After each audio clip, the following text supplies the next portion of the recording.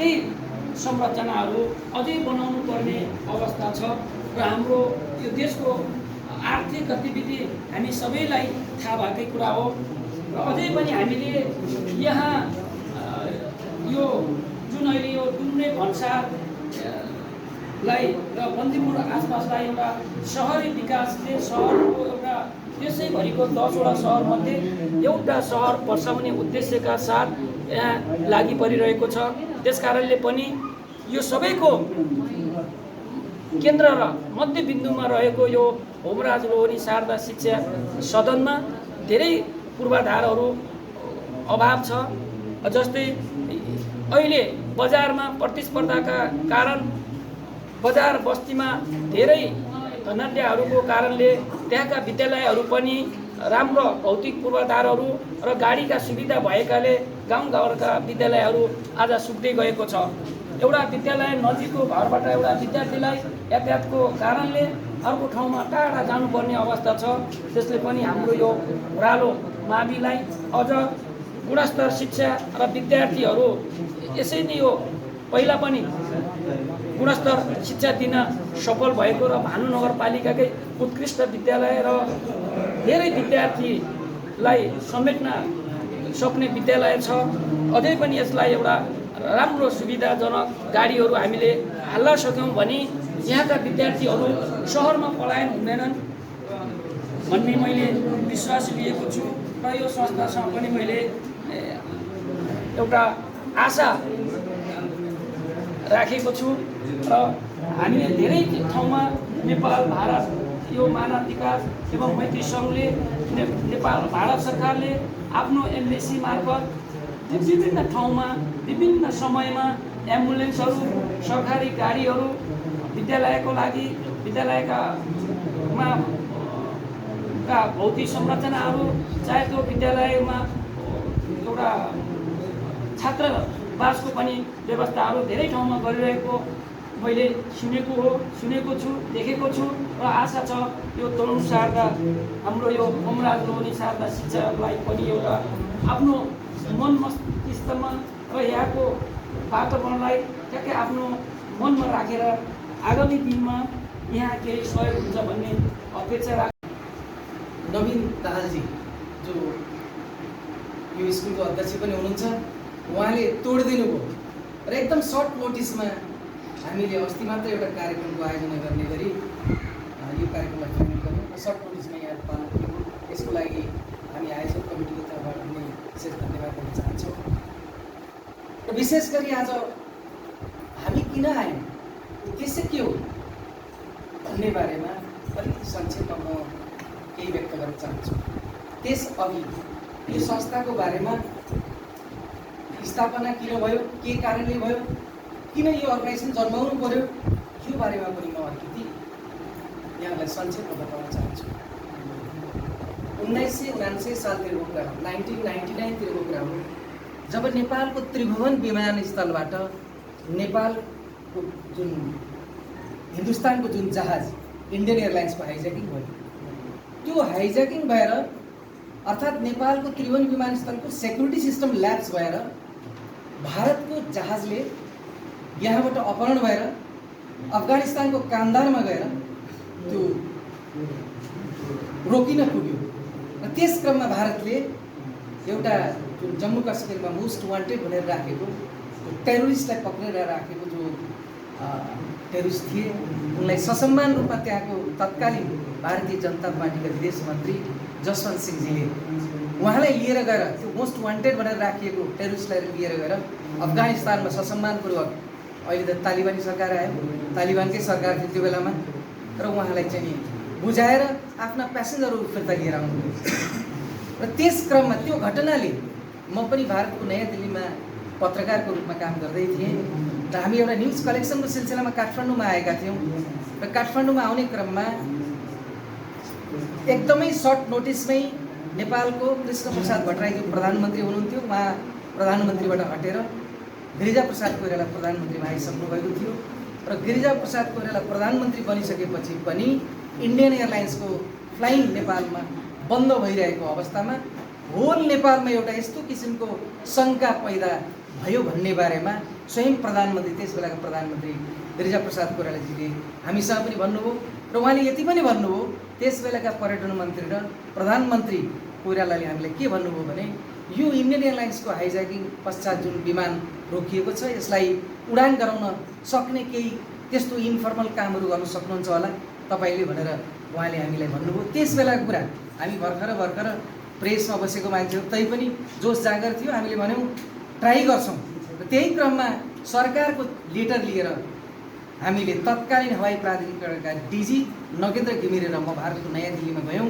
हामीले 7 दिनसम्म त्यहाँ इन्फर्मल टकहरू गऱ्यौँ, विभिन्न सेक्टरका राजनीतिक नेताहरूलाई हामीले सम्पर्क साध्यौँ र सँगसँगै त्यस बेलाका भारतीय सिभिल एभिएसन मन्त्री शरद यादवजीलाई भेटघाट गऱ्यौँ र पहिलो भेटमै उहाँ हामीसँग यति आक्रोशित हुनुभयो। त्यो आक्रोशित भएर यसरी हामीलाई उहाँले आफ्ना कुराहरू राख्नुभयो कि मलाई लाग्यो कि उहाँलाई पनि प्रेसर छ, त्यस कारण त उहाँ आक्रोशित हुनुभएको छ। अनि हाम्रो डिजीलाई लाग्यो अब मेरो त जब जाने हो। हामी त दुईजनामा पनि सोचमा फरक आयो। त्यस कारण मलाई के लाग्यो भने अझ प्रेसर बनाउन नसक्यो भने यो एयरलाइन्स अटोमेटिकली उड्ने रहेछ भनेर हामीले त्यहाँ होमवर्कहरू गऱ्यौँ। त्यो होमवर्क लगभग 7 दिनमा त्यो एउटा फुलफिल हुने अवस्थामा पुग्दा नपुग्दै नेपालका तत्कालीन परराष्ट्र मन्त्री चक्रवास्तुलाजीलाई गिरिजाप्रसाद कोइरालाले भारतको नयाँ दिल्ली पठाउनुभयो र त्यहाँ शरद यादवजीले इन्डियाको पार्लियामेन्टमा दिनको 2 बजे उहाँले पार्लियामेन्टमा आफै उपस्थित भएर डेट डिक्लेयर गरेर इन्डियन एयरलाइन्सको पुनः आवागमन सुरु भयो। यसबाट हामीलाई के लाग्यो भने यो दुईटा कन्ट्रीको बिचमा काहीँ न काहीँ इन्फर्मल डिप्लोमेसी अपनाउने एउटा अर्गनाइजेसन जसले ट्र्याक टु डिप्लोमेसीमा काम गरोस्। ट्र्याक 1 सरकारी संयन्त्र दुवै देशमा छन्, यता भारतीय दूतावास छ, हाम्रो नेपालको दूतावास भारतको नयाँ दिल्लीमा छ र हामी ट्र्याक 2 मा काम गर्छौँ जसलाई पिपुल टु पिपुल भन्छौँ हामी। त्यसै बेलादेखि यो अर्गनाइजेसन नेपालमा जन्मियो र यसको काउन्टर पार्ट भारत नेपाल मानव विकास मैत्री सङ्घको नामले नयाँ दिल्लीमा स्थापना भयो। जब यी संस्थाहरू दुवैतिर जन्मिए त्यसपछि हामीले भारतका विभिन्न दलका सांसदहरू, विभिन्न पोलिटिकल पार्टीका नेताहरूलाई नेपालमा ल्याउने र त्यसै गरी नेपाली नेताहरूलाई पनि नेपालका विशिष्ट राजनीतिक व्यक्तित्वहरूलाई भारतको नयाँ दिल्लीमा लगेर भलाकुसारी भेटघाट गराउने, इन्टरेक्सन गराउने कामहरू गर्दै आइरहेका थियौँ। यसै आउँदै नेपालमा एउटा यस्तो अवस्था सिर्जना भएको थियो कि त्यहाँबाट अवगत भएकै कुरा हो, माओवादी द्वन्द्व भयो, चर्कँदै गयो र हामीसँग जो जुड्नु भयो कि भारतको नयाँ दिल्लीमा जो जुड्नु एक संस्थासँग जुड्नु भयो कि निर्मला देशपाण्डे जो आज हाम्रो बिचमा हुनुहुन्न, उहाँको देहावसान भइसकेको छ।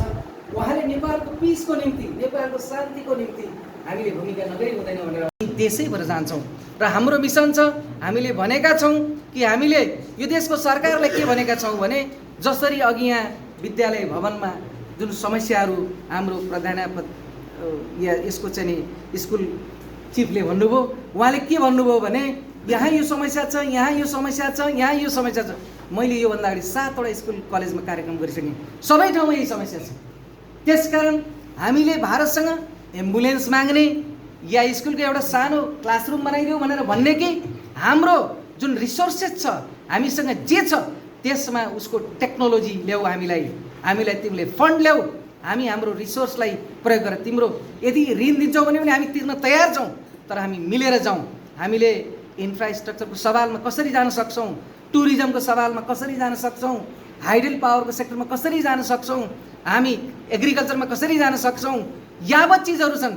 यस विषयमा 10 वर्षे प्लान बनाएर नेपाललाई एउटा विकसित समृद्ध राष्ट्र बनाउन नसक्ने हो।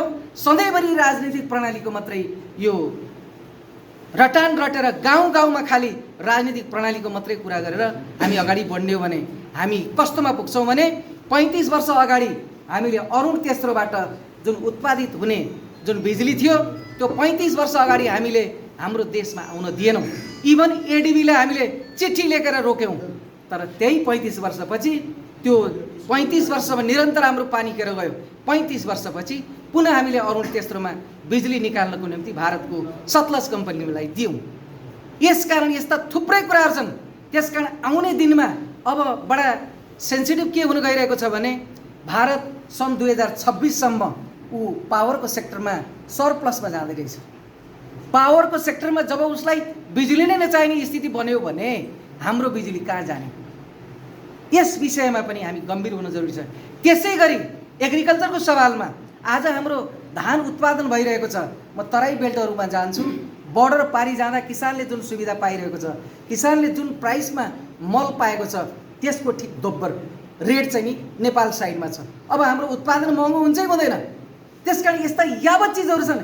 यो विषयमा हामी तमाम नेपाली जनता गाउँ गाउँबाट उठेर नेताहरूलाई भनौँ, सरकारलाई भनौँ, जो सत्तामा जान्छ त्यसलाई भनौँ, जो प्रतिपक्षमा त्यसलाई भनौँ कि अब तपाईँ हामीले यो पोलिटिकल प्रणालीको रटान रटाएर हामीलाई विभिन्न कुराहरू सत्तामा बस्दा भारतसँग एउटा कुरा, सत्ताबाट बाहिर गएपछि अर्को कुरा गरेर छल्ने काम नगरौँ।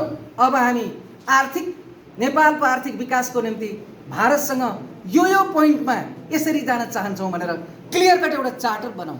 त्यो चार्टर यस्तो होस् जसले नेपालको राष्ट्रियता या नेपालको सार्वभौम सत्ता माथि कहीँ पनि आघात नहोस्। एकले अर्कोलाई सम्मान गर्नुपर्छ। नेपालले जसरी भारतलाई सम्मान गर्छ त्यसै गरी भारतले पनि नेपाललाई सम्मान गर्नुपर्छ। र हामीलाई लाग्छ कि भारतीय जस्तो एकछिनलाई मानौँ यो नेपालमा यहाँ तनहुँमा या पोखरामा यो गण्डकी प्रदेशमा भारतीय टुरिस्टहरू भित्राउने क्रममा अब इन्टरनेसनल एयरपोर्ट बन्ने क्रममा छ र हामीले इन्डियन टुरिस्ट मात्रै ल्याउन सक्यौँ भने हाम्रो आम्दानी कति बढेर जान्छ। त्यो आम्दानी बढाउन सकियो भने यो स्कुलका भवनहरू, यो स्कुलको भवन बनाउन, यो स्कुलमा लाइब्रेरी खोल्न, यो स्कुलमा टिचरहरू बढाउन, यहाँको शिक्षालाई गुणस्तर बनाउन। अघि एकजना मित्रले भन्नुभयो बिना शिक्षा केही पनि हुँदैन, गुणस्तरयुक्त शिक्षा चाहियो। मलाई याद छ बाराक ओबामा जब अमेरिकन राष्ट्रपति भारतको बम्बेमा हुनुहुन्थ्यो, उहाँले हिन्दुस्तानसँग एउटा एग्रिमेन्ट गर्नुभयो। त्यो एग्रिमेन्ट गर्दाखेरि उहाँले के भन्नुभएको थियो भने मैले हिन्दुस्तानसँग यो एग्रिमेन्ट गर्दा अमेरिकामा 20 लाख मेरा नागरिकलाई रोजगारी दिने अवसर पाउने भए भनेर गर्व गर्नुभयो। हाम्रो छिमेकी मुलुक अमेरिकाले गर्व गरेको छ, उसले त्यहाँबाट अवसर खोजिरहेको छ। हामी जहिले पनि चुनौतीको मात्रै कुरा गर्छौँ, चुनौतीलाई अझ चुनौतीमा मात्रै लाने कुरा गर्छौँ, चुनौतीलाई अवसरमा कसरी डाल्ने यो दिशातिर हामी जाँदैनौँ। जबसम्म सत्ता त्यो दिशामा जाँदैन हाम्रो बिचमा हेर्नुहोस् समस्या नभएका होइनन्, आउने दिनमा पनि समस्या आउँछ। हामीले विरासतमा नेपाल र भारतका बिचमा केही समस्याहरू हामीले प्राप्त गरेका छौँ। त्यो विरासतमा आएका समस्यालाई कसरी हल गर्ने हो त्यो सरकारको काम हो। त्यसकारण अब हामीले भन्नुपर्ने कुरा कहाँनिर छ भने हरेक चिजहरू हामी खेर नफ्याँकौँ। इभन एग्रिकल्चरमा हामीलाई एग्रोबेस, इभन आइटीमा आज हामीले हेर्नुहोस् हाम्रो मित्र मिडियाको साथीले यहाँ खिचिराख्नु भएको छ। यो चिज आज कसरी आइरहेको छ। आज भारतको मात्र दुईटा कम्पनीले यो आज नेपालमा जति पनि हामीले मोबाइल फोन इन्टरनेट जो युज गरिरहेछौँ त्यो दुईटा कम्पनीले मात्रै बेच्छ। तिनले होलसेलमा बेच्छन्। यहाँ नेपालमा सबै कम्पनीले इभन नेपाल टेलिकमदेखि लिएर एनसेलदेखि लिएर वर्ल्डिङदेखि लिएर वाइफाई एसडीदेखि लिएर सबै कम्पनीहरूले यहाँ आफ्नो उताबाट होलसेलमा किनेर लिएर आएर खुद्रामा बेच्छन्। त्यो तारबाट ल्याउने, तारैबाट बेच्ने सिस्टम छ। त्यसकारण आज आइटीकै सेक्टरमा पनि कुरा गर्नु पर्यो भने हामी कति डिपेन्डेन्ट छौँ, हामी कहीँबाट पनि त्यो चिज ल्याउन सक्दैनौँ। त्यसकारण यो सबै चिजहरूलाई मध्यनजर राखेर कुरा गर्दा केही दिन अगाडि म भारतको नयाँ दिल्ली गएको थिएँ। मैले सरकारी अधिकारीहरूसँग पर्सनल भेटेर मैले कुरा गरेँ। किनभने अब हामीलाई लिडरहरूले भारत जाँदा उहाँहरूले गरेको कुराहरूमा भारतीय अधिकारीहरू भन्ने गर्छन् पर्सनल कुरा, दलको कुरा, यी कुराहरू विशेष रूपमा उठ्ने गरेका छन्। सूर्य भुषालजी तपाईँले सक्नुहुन्छ भने नेपाली जनतालाई पनि अवेर गराउनुहोस् कि कमसेकम देशको कुरा लिएर नेपाली राजनीतिक दलका नेताहरू हिन्दुस्तान जाँदा देशको कुरा लिएर जानु पर्यो, देशको कुराहरू गर्नु पर्यो, दल विशेषको कुरा गर्नु भएन भन्ने कुरा उहाँहरू भन्ने गर्नुहुन्छ। त्यसकारण अब हामीले एउटै कुरा अझ यहाँ हामी जति साथी छौँ आज हामीले प्रण गरौँ। र म के चाहन्छु भन्दाखेरि यो जुन 77 डिस्ट्रिक्टबाट हामीले 100 जना साथीहरूलाई यो हाम्रो अभियानको मेजर जो मेन कमिटी बन्दैछ त्यसमा हामीले जोड्न चाहिरहेका छौँ। किनभने यसको जुन चार्टर बन्छ अन्तिममा हामीले जस्तो इन्फ्रास्ट्रक्चरमा रोडकै कुरा गरौँ, भारत सन् 2026मा ऊ युरोपियन स्ट्यान्डर्डमा पुग्दैछ रोडको कुरामा। उसले जुन एक्सप्रेस हाइवे बनाइरहेको छ जहाँ उसले एयरबेस चाहिँ एक्सप्रेस हाइवे बनाइरहेको छ, जहाँ चाहिँ प्लेन उत्रिन्छ, त्यस्तो रूपमा उसले चाहिँ जुन विकसित हुँदै गइरहेको छ, विकसित हुँदैछ। हामी उसको नजिक बसेर हामी जहिले पनि एउटै कुरा साथीहरूले मलाई भन्ने कि एम्बुलेन्स दिलाउनु पर्यो। मलाई के लाग्छ भने एम्बुलेन्स माग्ने कि देशलाई चाहिँ धनी बनाउने दिशातिर हामीले भारतसँग एउटा कमन एजेन्डा बनाएर इन्फ्रास्ट्रक्चरमा, टुरिज्ममा, एग्रिकल्चरमा, वाटर रिसोर्समा, खनिज पदार्थ हरेक चिजमा जान सक्छौँ। हेर्नुहोस्, त्यसकारण तर त्यो के भने त्यो सबै कुराबाट पहिलो कुरा देशलाई माथि राखेर गर्नु पर्यो। आफ्नो पर्सनल स्वार्थको निम्ति, आफूले कमिसन खानको निम्ति, आफूले भ्रष्टाचार गर्नको निम्ति देशलाई बन्धक बनाएर होइन कि देशलाई माथि राखेर उच्च राखेर भारतसँग हामीले डिल गर्न सक्यौँ भने भारत पनि तयार भएको कुरा हामीले पाएका छौँ। त्यसकारण अब नअल्मलिकन हामीले यसअघि जस्तो विकास नभएको, विकास हुँदै नभएको भन्ने कुरा होइन, तर हामी अल्मलिराखेका छौँ। हामीले 10 वर्ष प्लान गराएर नेपालको आर्थिक अवस्था यो हुन्छ, हामीले स्कुल कलेजहरूलाई त्यस्तो स्कुल बनाऊ जसरी अहिले दिल्लीमा केजरीवालले, त्यहाँको मुख्यमन्त्रीले सरकारी स्कुललाई, त्यहाँको मुख्यमन्त्रीले यस्तो मुख्यमन्त्री बनाऊ गण्डकीको कि जसले प्राइभेट स्कुलभन्दा स्ट्यान्डर्ड बनाएको छ, त्यहाँको विद्यार्थीले आफूलाई त्यस्तो गुणस्तरयुक्त बनाएको छ, त्यस्तो मुख्यमन्त्री गण्डकी प्रदेशको बनाऊ या त्यस्तो मुख्यमन्त्री बागमती प्रदेशको बनाऊ। त्यसको निम्ति चाहियो के? फन्ड चाहियो। त्यसको निम्ति चाहियो के? टेक्नोलोजी चाहियो। कोसँग छ? छिमेकी मुलुकसँग छ। त्यो छिमेकी मुलुकसँग भएको चिज हामीले लिन नसकेर अनि हामी अन्तिममा कहाँ पुग्छौँ भने एम्बुलेन्स एउटा माग्नेमा पुग्छौँ। अब तपाईँहरूलाई कति चित्त बुझ्छ? मलाई चाहिँ यो कुराले पटक्कै चित्त बुझेको छैन।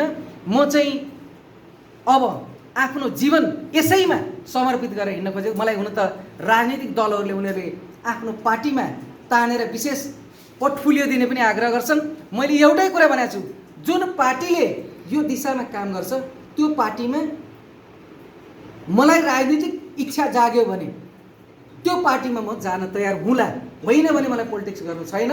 मलाई मेरो देश, विकसित देश, यो राष्ट्र दह्रो भयो, विकसित भयो, आर्थिक रूपले समुन्नत भयो, दह्रो राष्ट्र, दह्रो नेपाल भारतको मित्र हुन सक्छ। यो कुरा भारतीयहरूलाई हामीले भन्ने गरेका छौँ। कमजोर नेपाल, गरिब नेपाल भारतको मित्र हुन सक्दैन। अघि एकजना साथीले के भन्नुभयो भने आज भारतको सीमा सुरक्षाको निम्ति भारतीय गोर्खा फौजमा 32,000 नेपालीहरू गोर्खा फौजमा कार्यरत छन्। त्यसै गरी रिटायर्ड कमसेकम 1,25,000 छन् जसले पेन्सन पाउँछन्। त्यति रेभेन्यू आइरहेको छ यहाँ। हेर्नुहोस्, त्यसकारण अहिले हामीले जुन विरोध गर्दै आयौँ, विरोध गरेको कारणले भारत आफैले गोर्खा भर्ती केन्द्रमा बन्द गरिदियो। अब यहाँनिर भन्न खोजेको के भने भर्ती केन्द्रमा जानै पर्छ मेरो यो भनाइ होइन। हामीले नेपालको नागरिकलाई नेपालमै राखेर उनीहरूलाई यहाँ रोजगार दिन सक्ने, यहाँका सामानहरू जसरी तनहुँमा उत्पादित सुन्तलालाई भारतको बिहार र यूपीको बजारमा महँगो मूल्यमा बेच्ने राष्ट्रवाद खोजौँ त। यस्तो राष्ट्रवाद नखोजौँ गाउँ गाउँमा आएर भारतलाई गाली दिएर भोट खानको निम्ति। त्यस्तो राष्ट्रवाद नखोजौँ, बरु आफ्नो जिल्लाको उत्पादित सामानलाई भारतको बजारमा गएर भारतको बजारमा महँगो मूल्यमा बेच्ने त्यो राष्ट्रवाद खोजौँ भन्ने अभियानमा हामी हिँडेका छौँ। त्यसकारण यो अभियानमा यहाँ साथीहरू पनि यदि जुड्न चाहनुहुन्छ, इच्छुक हुनुहुन्छ भने आउनुहोस्, हामी प्रण गरौँ, अगाडि बढौँ। र मलाई एउटै कुरो लाग्छ के भन्दाखेरि हामी जहिले पनि जब नेपालमा जति बेला मधेसको जनता आन्दोलित थिए, काठमाडौँमा केन्द्रमा केन्द्रीय सरकार म झुक्दिनँ, झुक्दै नझुक्ने छोरौँ भनेर सत्तामा बस्नेहरूले त्यसरी भनिरहेका हुन्थे र त्यसलाई म्युचुअल एउटा त्यो वातावरणको काम गराउनु त भनेर तत्कालीन परराष्ट्र मन्त्री, त्यति बेला प्रधानमन्त्री केपी ओली हुनुहुन्थ्यो र परराष्ट्र मन्त्री कमल थापाजी हुनुहुन्थ्यो। हामी गयौँ भेट्न गएर हामीले के भन्यौँ भने मधेसमा बोर्डरमा चाहिँ जनता बस्ने, मधेसका काठमाडौँमा तपाईँहरू झुक्दैन भनेर बस्ने। अब यो कसरी हल गर्ने? जनता पुरा ताइमाम भइसके, जनतालाई विभिन्न ग्यासको समस्या छ, औषधिको समस्या, धेरै समस्याहरू भयो। भारतसँग कसले डिल गर्ने? तपाईँहरूले के गरेको यो भनेर जाँदाखेरि उहाँले स्पष्टसँग मलाई त्यति बेला भन्नुभयो कि को छ भारतसँग डिल गर्न सक्ने। यस्तो कुरा देशको परराष्ट्र मन्त्रीले भनेको हामीले सुन्यौँ। म मात्रै थिइनँ, हाम्रो टिमकै साथीहरू हुनुहुन्थ्यो। त्यसकारण हामीले हेर्नुहोस्, म पनि इन्डियनहरूले, इन्डियन नेताहरूले, इन्डियन अधिकारीहरूले बारम्बार हामीसँग भन्छन्, के भन्छन् भन्दाखेरि तपाईँको नेता दिल्लीमा आएर हामीसँग स्कलरसिपको कुरा गर्छन्, हामीसँग दलको कुरा गर्छन्, हामीसँग यस्तो कुरा गर्छन्, नेपालको कुरा गर्नु लगाउनुहोस् न भनेर हामीलाई 20औं वर्षदेखि कुरा गर्दा गर्दा हामी थाकिसक्यौँ। त्यसो भएको हुनाले अब यही अभियानमा आफै हिँड्नुपर्ने मलाई लाग्छ। देशका राजनीतिक पार्टी लाग्लान्, देशका राजनीतिक पार्टीका नेताहरू यो मिसनमा लाग्लान् गर्लान् भनेर हामीले सोच बनाएका थियौँ। उहाँहरू के कति कारणले यसमा लाग्न सक्नु भएन, हामी त्यहाँ ल्याउँछौँ उहाँहरूलाई, त्यसमा हिँड्न हामी एउटा उहाँहरूले प्रतिबद्धता जाहेर गर्ने अवस्थामा हामी पुर्याउँछौँ भनेर हामी अगाडि लागेका छौँ। मलाई लाग्छ यो शुभ दीपावली र छठको अवसरमा यहाँहरूलाई विशेष रूपमा चाहिँ शुभकामना दिए मेरो आफ्नो मन्तव्य यहाँ अन्त्य गर्नुभन्दा अगाडि म एउटै कुरा के भन्न चाहन्छु भने अघि उहाँले भने जस्तै शिक्षाको कुरामा हामी जानु पर्दाखेरि आज उत्तराखण्डको पपुलेसन लगभग 1.5 करोडको पपुलेसनमा 28-29वटा युनिभर्सिटी छ। त्यसै गरी सिक्किमको 6-7 लाख पपुलेसनमा 8-9वटा युनिभर्सिटी छ। हामीसँग नेपालमा 10वटा युनिभर्सिटी, त्यो पनि काउन्टेबल युनिभर्सिटी जम्मा 2टा। अब हाम्रो शिक्षा कस्तो भने हामी गुणस्तरयुक्त शिक्षा खोजिरहेका छौँ। कसरी हुनसक्छ गुणस्तरयुक्त? त्यसकारण त्यो बनाउने दिशामा हेर्नुहोस्, नेपालसँगै छ पैसा, नेपालसँगै छ धन, नेपालसँगै छ सम्पत्ति। यसलाई मात्र कसरी हुन्छ उपयोग गर्न हामीले तरिका जान्यौँ भने 10 वर्षभित्र नेपाल सिङ्गापुर भन्दा नि माथि जान सक्छ।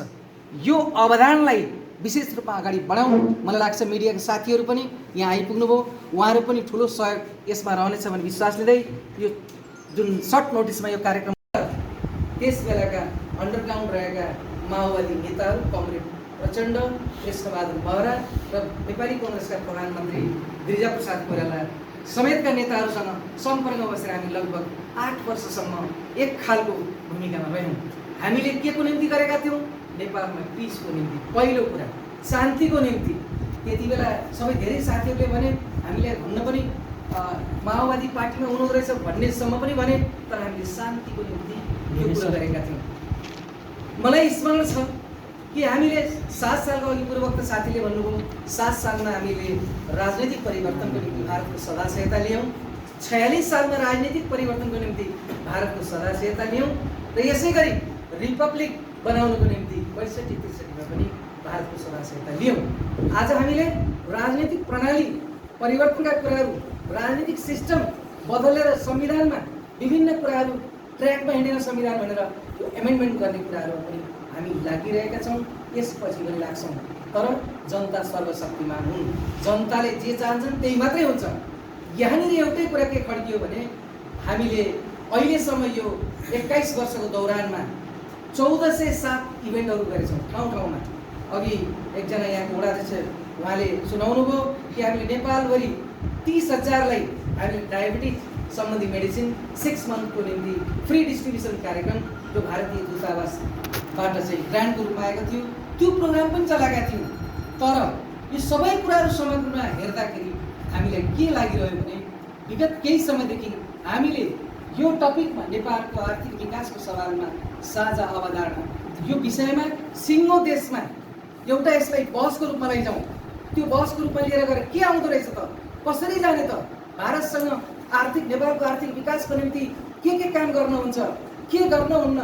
हामी दुईटा स्वतन्त्र राष्ट्र, हाम्रा सार्वसत्ता नेपाल भारत मानव विकास तथा मन्त्री समाज सङ्घको चाहिँ आयोजनामा यसै भानु 2 नारायणपुरमा नै हामीले भानु सामुदायिक स्वास्थ्य केन्द्रको समन्वयमा डायबिटिज भनेको मधुमेह सुगर रोग सम्बन्धी एउटा शिविर चलाएका थियौँ हामीले। र त्यसमा यस संस्थाले 6 महिनासम्म औषधि निःशुल्क दिएको थियो र करिब 30,000 व्यक्तिहरूलाई सेवा प्रदान भएको थियो। र यसरी नै यहाँ मात्र होइन, नेपालका विभिन्न ठाउँमा चाहे स्वास्थ्यको क्षेत्रमा होस्, चाहे शिक्षाको क्षेत्रमा होस्, चाहे पूर्वाधार विकास भन्नाले भवन लगायतका कुराहरू हुन्, चाहे बाटाघाटा हुन्, हरेक क्षेत्रमा नेपाल भारत मानव विकास तथा मैत्री समाज सङ्घले धेरै सहयोग गर्दै आइरहेको छ। र हामीले त्यो बेलाको सम्बन्धले नै एउटा यस संस्था र भानु सामुदायिक स्वास्थ्य केन्द्रको बिचमा समन्वय गरेर हामीले एउटा राम्रो शिविर चलाएका थियौँ। र त्यसैको सम्बन्धले नै हाम्रो सम्बन्ध बढ्दै गएको छ। र फेरि यसरी नै एउटा विद्यालयमा पनि एउटा केही कार्यक्रम गरौँ भन्ने मैले प्रस्ताव राखिएको थिएँ। र एउटा समयवश र तुरुन्त नै उहाँले एउटा तिहार अगाडि नै यति छोटो समयमा ल राख्न सक्नुहुन्छ भने राख्नु त भनेर मलाई प्रस्ताव राख्नुभयो र अनि मैले चाहिँ साथीहरूसँग सल्लाह गरेँ, समितिसँग सल्लाह गरेँ र आज हामीले राख्न सफल भयौँ र यहाँहरूले हाम्रो निमन्त्रणालाई स्वीकार गरेर एउटा शिक्षाको क्षेत्रमा मात्र नभएर हरेक क्षेत्रमा नेपाल र भारतको गहिरो सम्बन्ध छ जुन हाम्रा प्रभावका शिक्षाप्रेमी मित्रहरूले भनिसक्नु भएको छ कि अगाध सम्बन्ध छ। त्यो नेपाल र भारत एउटा छिमेकी राष्ट्र हो। यी हरेक कुराहरूमा एकअर्काको चाहिँ सम्बन्ध गहिरो छ, चाहे शिक्षाको क्षेत्र हो, चाहे सांस्कृतिक हो, चाहे अरू किसिमका सम्बन्धहरू। त्यसैले गर्दाखेरि हाम्रो सम्बन्ध आज मात्र होइन, यो अझ दिगो रूपमा चाहिँ अगाडि बढ्नुपर्छ भन्ने किसिमका जुन आफ्ना मन्तव्यहरू राख्नुभयो र सबैले यसै कुरालाई अगाडि बढाउनुको लागि जुन आफ्नो समयलाई पनि ख्याल गरेर समय बचाएर पनि यहाँले यसलाई मूल्यवान कार्यक्रम हो भन्ने सम्झेर चाहिँ यहाँले सहयोग गर्नुभयो।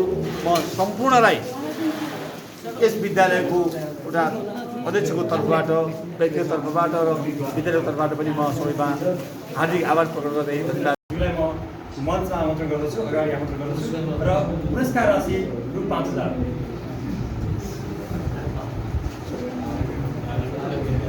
र पुरस्कार वितरण गरिदिनको लागि नेपाल भारत मैत्री, नेपाल भारत मानव विकास एवं मैत्री सरकार केन्द्रीय अध्यक्ष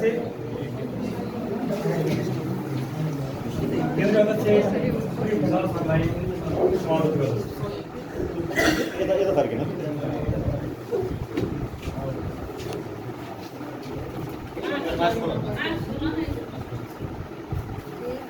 गर्नु पर्यो, होइन भने हिन्दुस्तानसँग नेगोसिएसन गरिदिनुहोस् भनेर एउटा टिम बनाउनु पर्यो।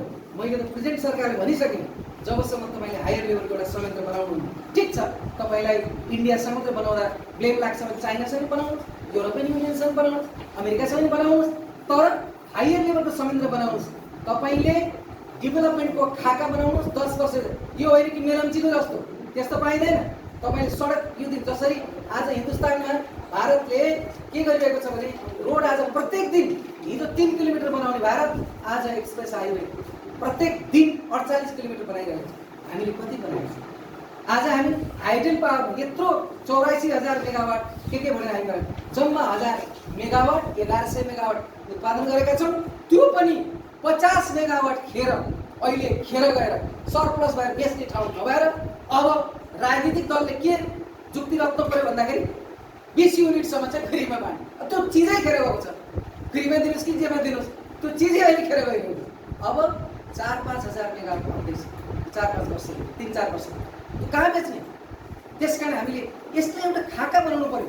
यो होइन कि तपाईँको हामीले ल ठिक छ हिन्दुस्तानसँग नेगोसिएसन गरेर बर्मामा बेच्ने कि हामीले चाहिँ बङ्गलादेशमा बेच्ने, कहाँ बेच्ने? तर त्यसमा एउटा संयन्त्र बन्न पर्यो। त्यो संयन्त्रले देश सम्झिनु पर्यो। त्यसले व्यक्तिगत कुरो सम्झियो भने यो देश खाडलमा भासिन्छ, यो देश जान्छ। हामी त्यस्तो स्थितिमा परिसकेका छौँ। त्यसकारण अब हामी कमजोर भयौँ भने यो राष्ट्रको राष्ट्रियता बर्बाद हुनेवाला छ। यो राष्ट्रको राष्ट्रियता बचाउने हो, साँच्चीकै जोगाउने हो भने स्ट्रङ नेपाल बनाउनु जरुरी छ, नेपाल तर बनाउनु जरुरी छ, नेपाल समुन्नत बनाउनु जरुरी छ। 10 वर्ष प्लानमा हामीले यो काम गर्न सक्छौँ। यिनै कुराका साथ म यहाँहरूसँग आज बिदा लिन चाहन्छु। नमस्कार, फेरि भेटौँला। नेपालको आर्थिक विकासको सवालमा नेपाल र भारतबीचको साझा अवधारणा विषयक यसै विद्यालयमा आज कार्यक्रम भएको होरालो शहीद हुमराज लोहनी माध्यमिक विद्यालयमा भएको शारदा सदन माध्यमिक विद्यालयमा मसँग विद्यालयका प्रधानाध्यापक हुनुहुन्छ। सर, यो कस्तो लाग्यो यस कार्यक्रम सुनिसकेपछि यहाँलाई? वास्तवमा यस्ता किसिमका कार्यक्रमहरूले चाहिँ नेपालको आर्थिक विकासमा सहभागितामूलक रूपमा जनसहभागितासहित अगाडि बढ्नका लागि प्रेरित गरेको जस्तो लाग्यो। र विशेष गरेर यसले चाहिँ दुई देशीय सम्बन्धलाई पनि विस्तार गर्नका लागि आपसी जनताको लेभलमा चाहिँ सम्बन्ध स्थापित गर्नका लागि पनि सहयोग पुग्ला भन्ने अपेक्षा लिएको छु मैले। र त्यस्तै गरेर विद्यालयीय विकासका लागि आवश्यक पर्ने कुराहरूमा पनि भारतीय पक्षबाट अर्थात् एम्बेसीहरूबाट केही सहयोगको अपेक्षा पनि मैले लिएको छु। धेरै धेरै धन्यवाद गोविन्द भट्टराई सर, विद्यालयका प्रधानाध्यापक सर है। धन्यवाद। विकासमा छलाङ मारिरहेको छ, नेपाली के सिक्नुपर्छ? अब भारत आफ्नो प्राविधिक अनि यो समय अनुकूल उसले धेरै छलङ्गा मारेको अवस्था छ। त्यो भारतले छलङ्गा मार्दै गरेको अवस्थामा हामी छिमेकी राष्ट्रले लिनुपर्ने फाइदाहरू उसका सिपहरू हामीले जस्ताको तस्तै हामीले उतार्न नसके पनि केही उसका कामहरूलाई हामीले देखासिखी गरेर गर्नुपर्छ र ऊ जब छिमेकी राष्ट्र बलियो भएको बेलामा अथवा विकसित भइरहेको बेला र हामी विकास उन्मुखको क्रममा रहिरहँदाखेरि उनीहरूको क्रियाकलापलाई हामीले त्यहाँका प्रविधिहरूलाई हामीले भित्राएर हाम्रो देशमा भएका सम्भावनाहरूको खोजी गर्दै सम्भावनालाई अगाडि बढायौँ भने र हाम्रो यहाँका उत्पादनहरूलाई भारतसम्म हामीले एकदम क्वालिटीका सामग्रीहरू उत्पादन गर्न सक्यौँ भने भारतसँग लगेर वितरण गर्न सक्यौँ भने हामी पनि भारत जस्तै विकसित बन्न सक्छौँ। हाम्रो नेताहरूले किन बुद्धि पुर्याउन सकेका छैनन्? ठुला ठुला विकसित देश पुग्छन्, सिङ्गापुर पुग्छन्, जापान पुग्छन्, दक्षिण कोरिया पुग्छन्, अमेरिका भ्रमण गर्छन्, चाइना पुग्छन्, तर त्यहाँबाट किन सिक्दैनन् के लाग्छ? अब मेरो विचारमा हाम्रा नेताहरू विदेश जुन जुन देश जानुहुन्छ उहाँले आफ्नो व्यक्तिगत र आफ्नो पार्टीका मात्रै कुरा राख्नुहुन्छ जस्तो लाग्छ। समग्रमा नेपालीहरूको विषय र नेपालीहरूको प्रसङ्गलाई आफ्नो देशको भूगोलका प्रसङ्गहरूलाई अन्तर्राष्ट्रिय स्तरमा लगेर राख्नुहुन्छ जस्तो मलाई लाग्दैन। उहाँले सधैँ कसरी हुन्छ आफू त्यो सत्तामा जानको लागि र आफ्नो पार्टीलाई सत्तामा टिकाइरहने कुराहरू मात्रै गर्नुहुन्छ जस्तो लाग्छ। जस्तो यहाँका भएका सम्भावनाहरू, यहाँका प्राकृतिक स्रोतहरू, यहाँका जल स्रोतहरू, यहाँका भूमियोग्य जमिनमा उत्पादन भएका सामग्रीहरू कसरी लाने र यहाँ कसरी उत्पादन गर्ने, त्यो उत्पादन गर्नलाई तपाईँहरू विकसित राष्ट्रका प्रविधिहरू हाम्रो देशमा पनि लानु पर्यो भन्नुपर्ने ठाउँमा उहाँहरू जहिले पनि आफ्नो व्यक्ति, आफ्नो स्वार्थ र पार्टीको स्वार्थमा मात्रै बोलेको कारणले हामी पछाडि परेको हो। अरू सर अन्त्यमा भनिदिनुहोस् न, नेपाल र भारतबिच चाहिँ जुन सम्बन्ध छ बेला बेलामा तिक्तता भयो भन्ने कुरा आउँछ, यसलाई सौहार्दपूर्ण बनाउन चाहिँ के हुनु जरुरी छ त? एउटा कुरो चाहिँ के छ भने चाहे त्यो सानो राष्ट्र हो, चाहे त्यो ठुलो राष्ट्र हो, चाहे विकसित हो, चाहे अविकसित हो, आफ्नो एउटा स्वाधीनता हुन्छ, एउटा आफ्नो देशको माया ममता र आफ्नो देशप्रति एक र अर्को देश सबैले एउटा राष्ट्रले अर्को राष्ट्रलाई सम्मान गर्नुपर्छ, इज्जत गर्नुपर्छ र आफ्नो आफ्नो अस्तित्वलाई कायम गर्नुपर्ने हुन्छ। त्यस कारणले हामी मित्रता र छिमेकी राष्ट्र हौँ, तर हाम्रो आफ्नो अस्तित्वलाई भनौँ न ओझेलमा पर्ने गरेर हामी आफ्नो इज्जतमा आफ्नो राष्ट्रलाई तल पारेर हामी कुनै पनि सम्झौता चाहिँ हामी यो कुनै पनि विकासको नाममा त्यस्तो गर्न चाहिँ चाहँदैनौँ। धन्यवाद सर, धेरै धेरै धन्यवाद।